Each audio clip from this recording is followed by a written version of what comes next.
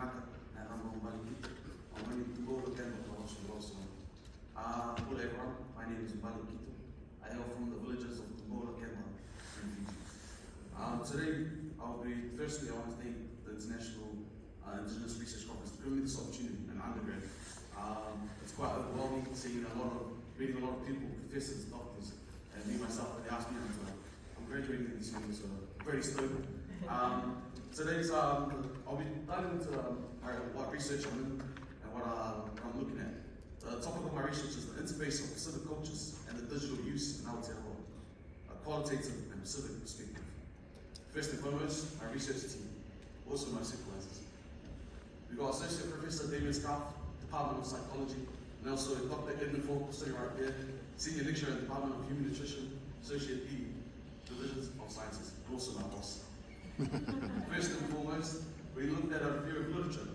From an international level, Auburn in 20,000 to 2022 investigated the relationship between social media use and satisfaction for 72,287 social media use participations aged 10 and 80, where it was found that social media use was negatively related to life satisfaction, with the most marked negative relationship observed among adolescents and emerging adults. At a national level, Carlson and colleagues highlighted a generational divide in indigenous communities, where younger people tend to be more familiar with and aware of digital technologies than their parents and elders, who are often less knowledgeable about these tools of digital safety. When it comes to local data, identifying specific trends in mental health among Pacific Islanders in Aotearoa is challenging, as their statistics are often neglected. The earliest insights into Pacific mental health comes from Te Rao Uniaro survey, conducted in the early 2000s. This survey highlighted that Pacific people experience higher rates of depression, approximately 19%, and anxiety, approximately 30%, compared to non-Pacific individuals. However, there remains a significant gap in data in Pacific youth, particularly in areas related to digital harm. General data from Aotearoa reveals that excessive online gaming, gambling, and pornography, assumptions that non-consensual sharing of nudes are common, which each have detrimental effects on quality of life and family time. Study by my professor, research on gambling among Tongan supports the growing concern about gaming and gambling among Pacific males. For instance, one participant noted that frequent casinos remains a recurring issue for many Pacific men.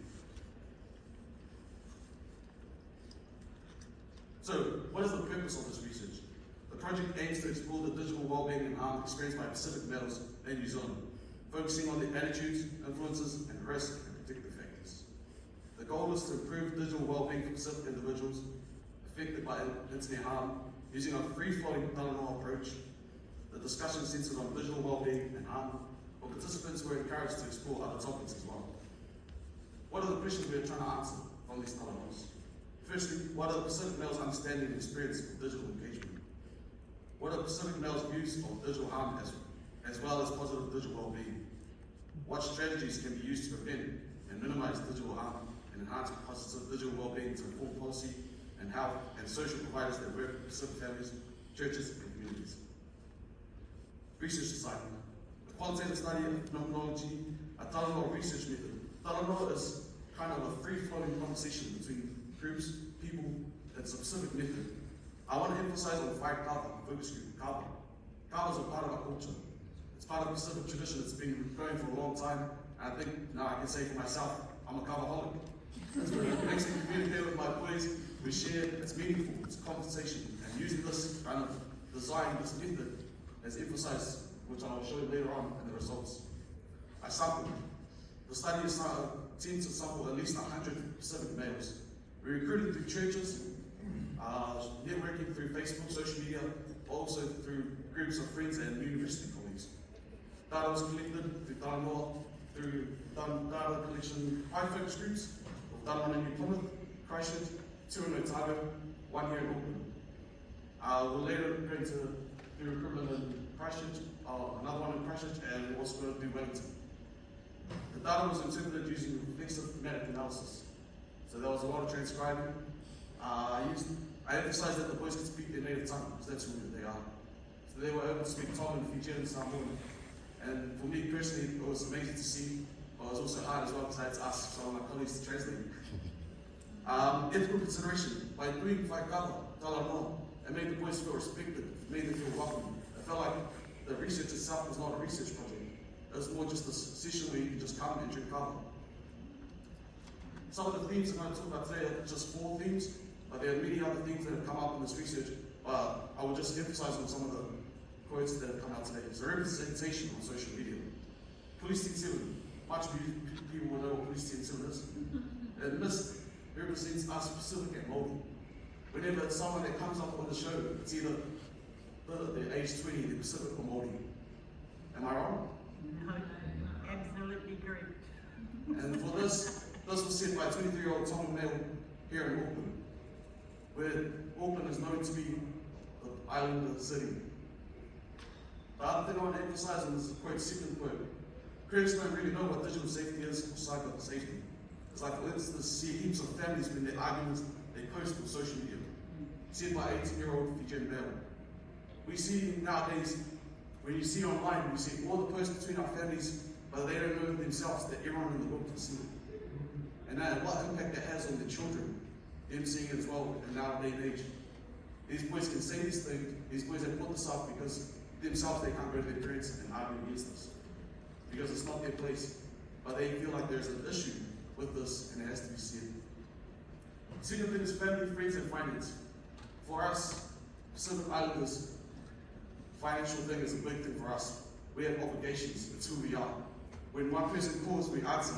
And when one person asks for money, we give. As part of us, it's who we are. And I want to emphasize on this.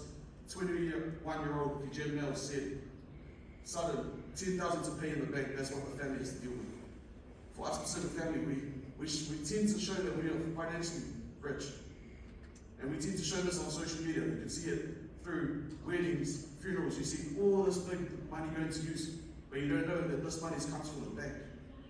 And not that they only suffer as, not just the parents suffer, but the children see it as well. And I want to emphasize on that. If these children are seeing it now, what does that mean for them in the future? The second quote comes into money as well, but during the blackout period, where you give as much as you can, and now for the kids to see it themselves, where they struggle as well, it's quite sad and heartbreaking. Because they can't say anything because it's not their money, it's their parents' money, but at the end of the day, they're involved as well.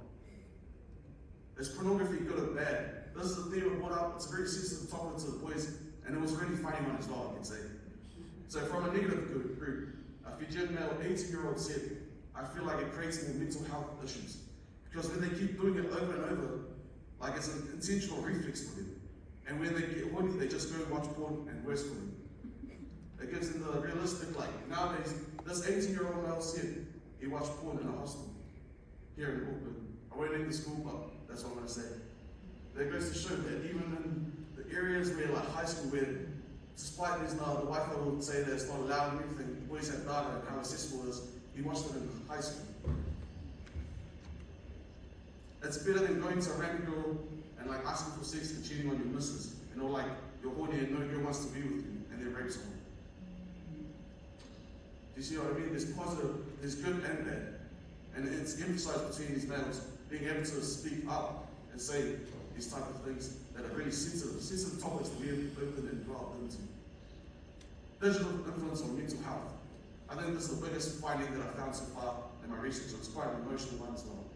I did a study of that in Plymouth, where I'm from, Taranaki. I did it with my boys that I grew up with, and it's quite emotional because I never knew that my boys went through depression. And I know it's heartbreaking because these are the boys I grew up with, these are the boys that are closest to me. And for me, myself, not to know that they went through depression was quite emotional. So that one was very hard. It's our session I can emphasize. I want to highlight why I made it so bold, especially because like with boys, it was kills many boys, which is bad. The stereotype of masculinity, that we are not able to speak up, that we aren't allowed to show emotion, feeling, because of who we are as Pacific Islanders. I think that's what I want to emphasize today. We see role models shown on the big screen, not having all this thing, and then all of a sudden you see a later post where they emphasize on mental health issues. And I know from it's killed a lot of our, not even Pacific males, but it's killed a lot of Māori, Indigenous people ourselves through mental health issues here in Aotearoa, New Zealand. And I want to emphasise on that.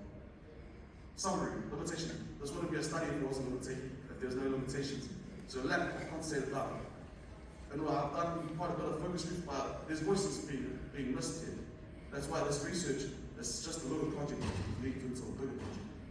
Focuses only on male perspective. You got to think about female perspective as well. And different types of perspectives can be heard in order to show them what is digital harm. Future research, obviously do a quantitative approach, do more studies exploring gender differences, general shifts in time. As nowadays I swear all of these guys will have a phone, so you can see that. Acknowledgements.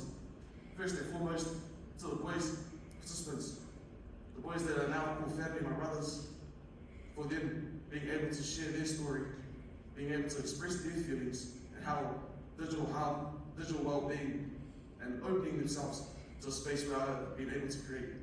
To the University of Otago, opening up a space where it's, for me as a Pacific Islander, to come in a space that I can say is predominantly bilingual, and being able to do research where I am passionate about. And to also Gareth, Professor Gareth, if you don't know, he's helped me a lot with thematic analysis, which I, at the start, did not understand. So my Kala brothers at Otago, to Dr. Edna Phil, he started a Kala group. And this gave me the opportunity to be in this research. If it wasn't for him, Professor Damien, I don't think I'd just do my 3 years and be out. By now I'm planning to do honours, carry on and see what the opportunities has for me. To the Health Research Council, thank you for the funding. But also, thank you for giving me the opportunity and also allowing me to pay back to the boys. Because without their voices being heard, this research wouldn't be possible. To my family, faith and friends, it was caring, love and support.